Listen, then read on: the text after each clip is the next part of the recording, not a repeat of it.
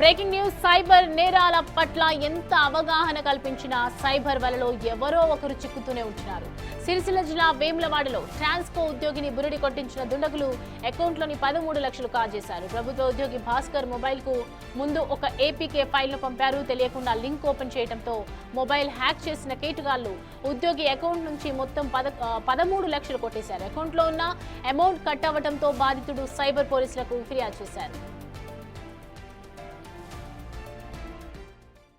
తారీఖు నుంచి నా జీతం పడ్డాక నుంచి డబ్బులు హ్యాక్ అయినాయి.